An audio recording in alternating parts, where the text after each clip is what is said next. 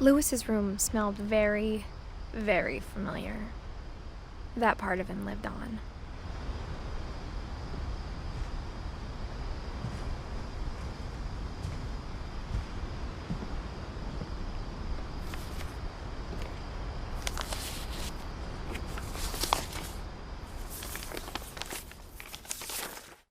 Dear Mrs. Finch, as Lewis's psychiatrist, I can understand your desire for an explanation.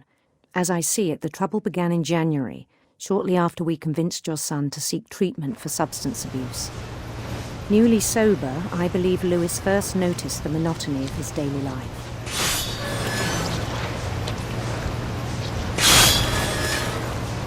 He kept working at the cannery. But he withdrew part of himself. In our sessions, I saw the same behaviour. His mind began to wander. I asked him to describe it. He said he started small, imagining a labyrinth. He'd feel his way about. Then something moved. Bats. And toads.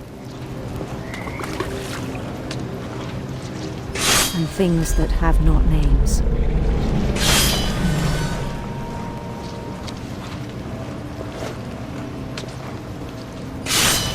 He knew it was all in his head. But he took it very seriously. I had hoped he'd find himself.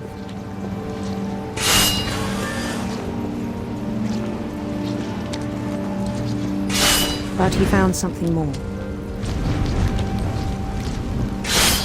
I worried about him then.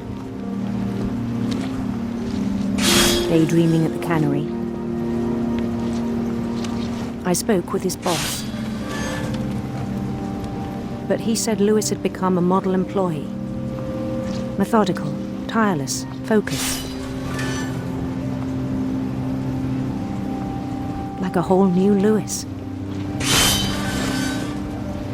So I let him go on.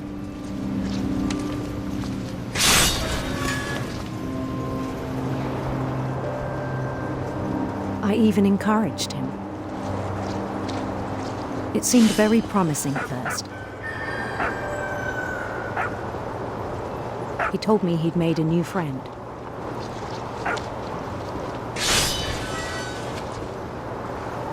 On the edge of a city he named Lewis Topia. He built the city up slowly, brick by brick. Then he made musicians.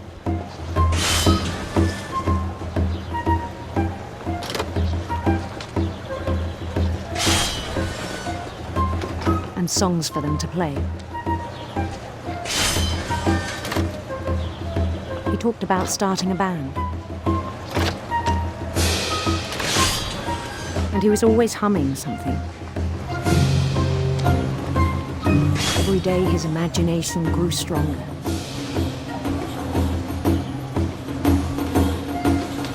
He no longer spoke at the cannery. But his chopping was as reliable as ever. Then one day it struck him that all the cheering crowds, even the stones under his feet, were all in his imagination, so he could do whatever he wished.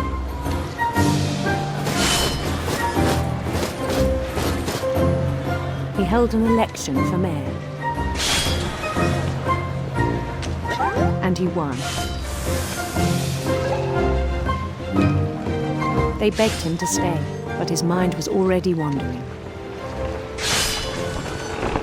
It became a game for him.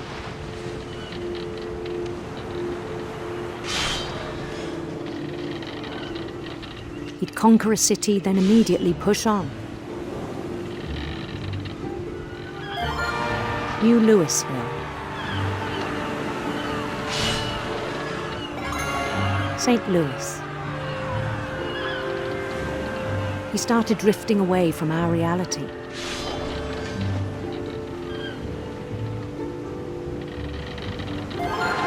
Minneapolis, until one day he forgot to go home from the cannery. Even as his mother pleaded with him, part of Lewis kept sailing on.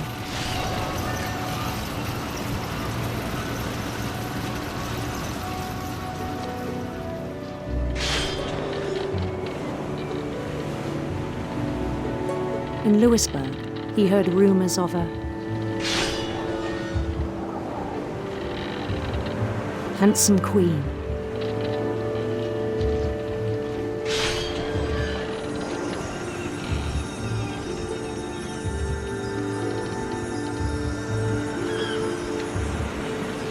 The queen was on her own quest for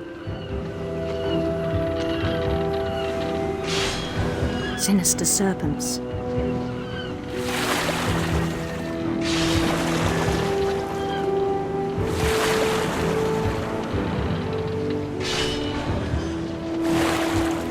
He followed the sound of her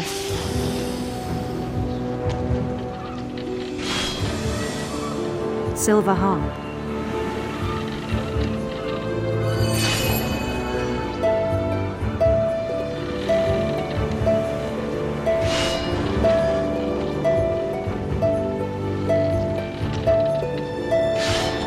His chase led him to a golden palace east of the sun and west of the moon. Even then, his logic remained sound. He knew the world was all in his imagination.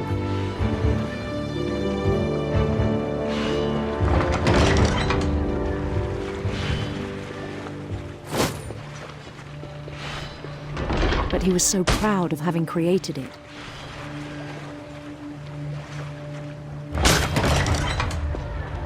In his own eyes, he'd become something greater than a king.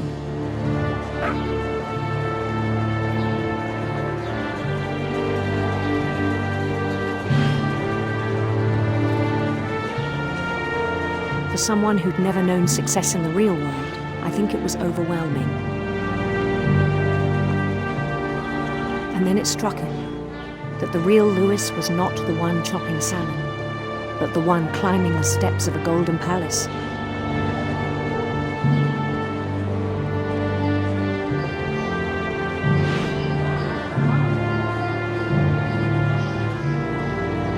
My imagination is as real as my body, he told me. It was hard to argue with him.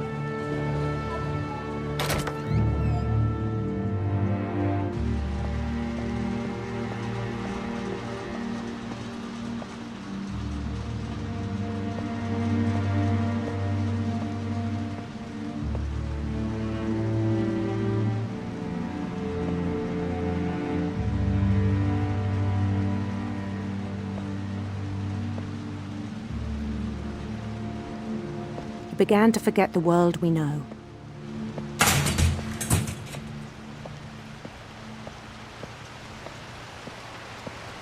I think it pained him to remember Lewis, the cannery worker.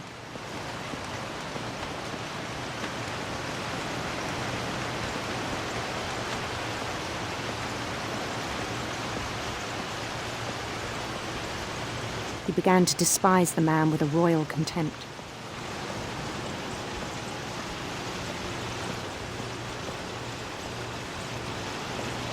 I still thought I could save him. Even after he said he was being crowned king over all the lands of wonder. The palace would be packed with his companions.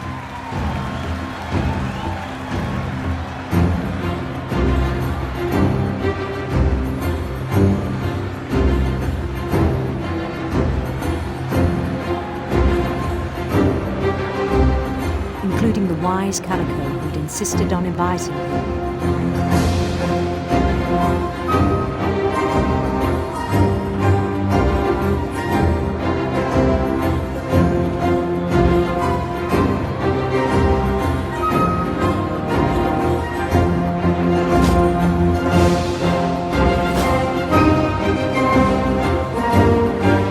His queen waited, holding his crown.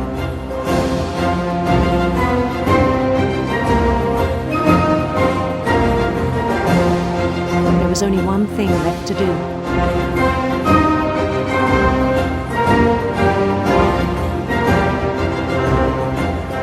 Bend down his head.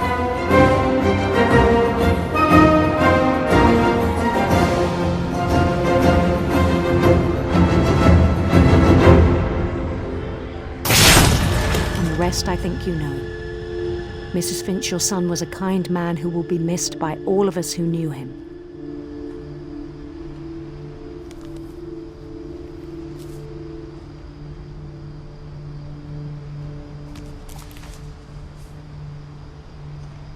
My brother was really cool.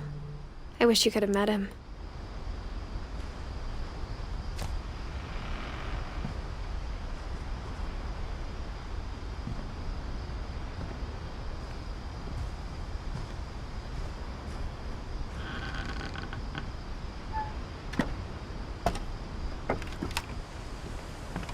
On the way back from Lewis's funeral, my mom told me to start packing.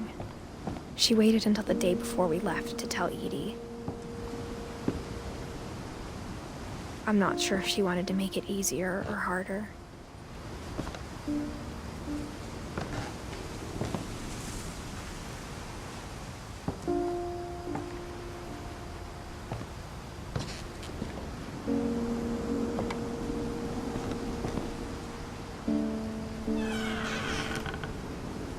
I wish we'd stayed. But I understand why we left.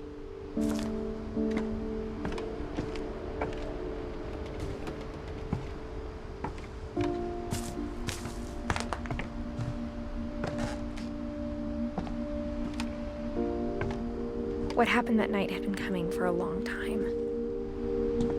Maybe it should have come sooner.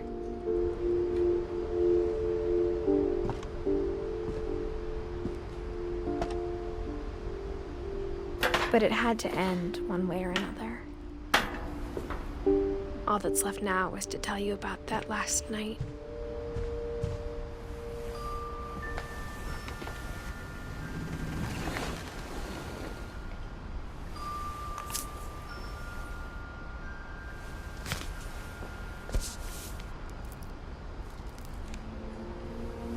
That whole last day, Edie just watched us pack and didn't say a word.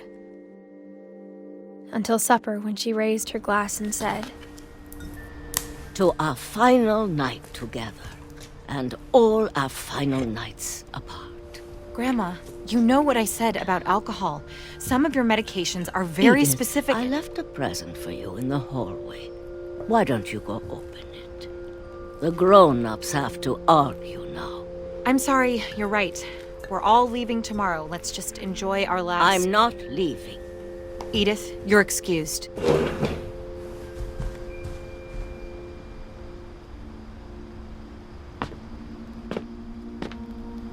the power had been shut off that morning, but Edie always had plenty of candles.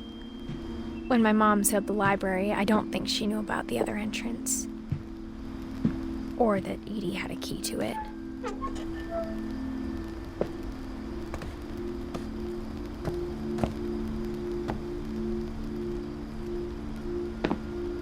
That thing you're afraid of isn't going to end when you leave the house. Edith has a right to know these stories. My children are dead because of your stories. I think it's best if Edith and I leave tonight. We'll have the nursing home send a van for you in the morning, okay?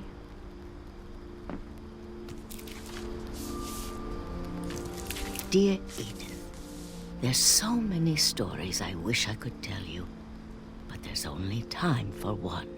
This is about what happened on the night you were born. That night, the tide went way, way out.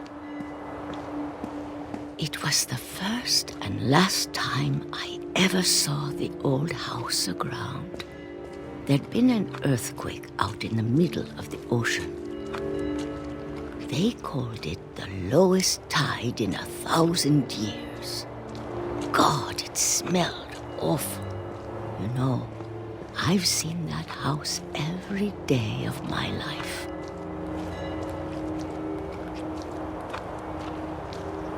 I never thought I'd go back to it. When the fog rolled in, I lost my way.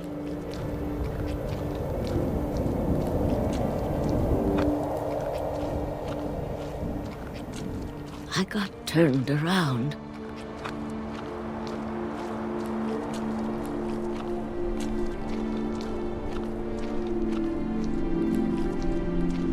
For a while, I wandered.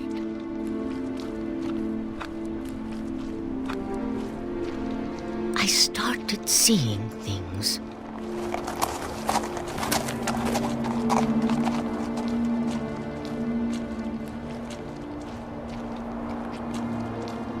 Things I'd forgotten had ever existed.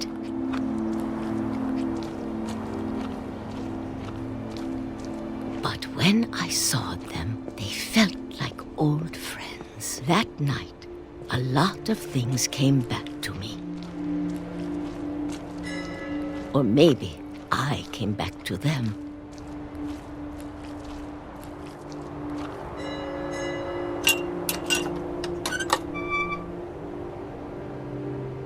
Things I can't explain, but that I need you to try and... Edith, what are you doing in here? It's mine. Edith! Mom, you're gonna rip it! Let go!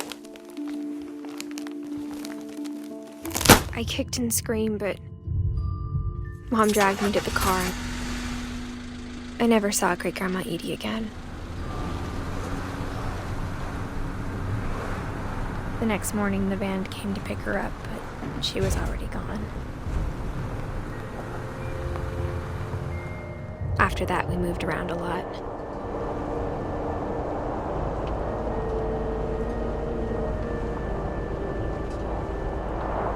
We both tried to make the best of it.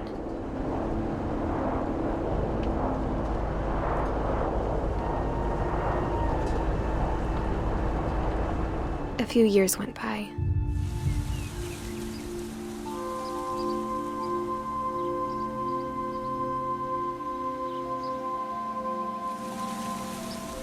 My mom didn't like to talk about it, but she started getting sick a lot. The rest happened pretty quickly. She got better for a while, and then she didn't.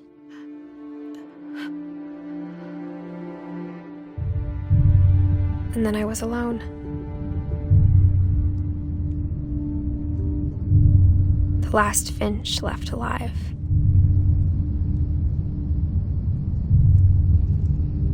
Until I found out about you. I'm still not sure what to tell you about all this. If we lived forever, maybe we'd have time to understand things. But as it is, I think the best we can do is try to open our eyes. And appreciate how strange and brief all of this is. This journal was supposed to be for you. But now I hope you'll never see it. I just want to meet you and tell you all these stories myself. But I guess if you're reading this now, things didn't work out that way.